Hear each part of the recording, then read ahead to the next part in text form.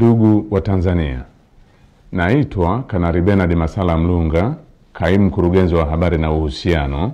Jeshi la Ulinzi la Wananchi wa Tanzania.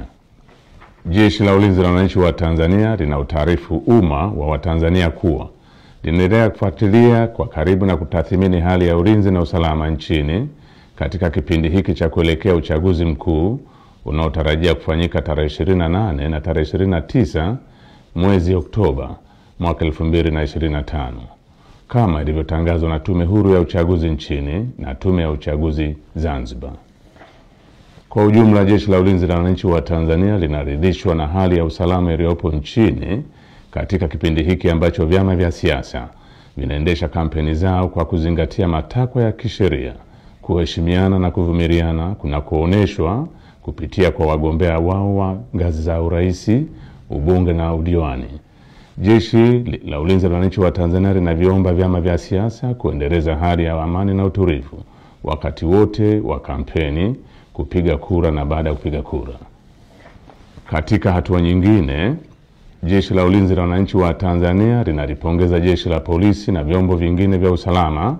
kwa jinsi vinavyoendelea kusimamia hali ya usalama katika kipindi hiki cha kuelekea uchaguzi mkuu.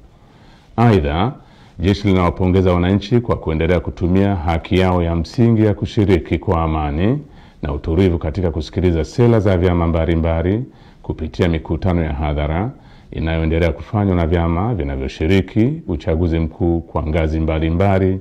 ili kuwachagua viongozi watakaowaletea maendeleo.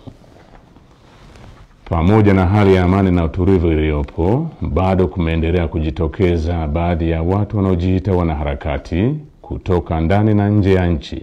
kutumia mitandao ya kijamii kupotosha umma kwa kuweka maudhui yenye kuleta uchochezi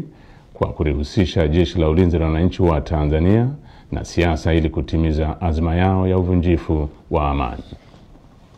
Jeshi la Ulinzi la Wananchi wa Tanzania linaomba umma wa Tanzania kupuuza machapisho au taarifa ambazo zimekuwa zikionekana kwenye mitandao ya kijamii.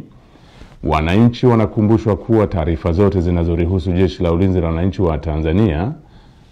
zitatolewa na makao makuu ya jeshi kwa utaratibu rasmi na mawasiliano ya Jeshi la Ulinzi la Wananchi wa Tanzania na umma.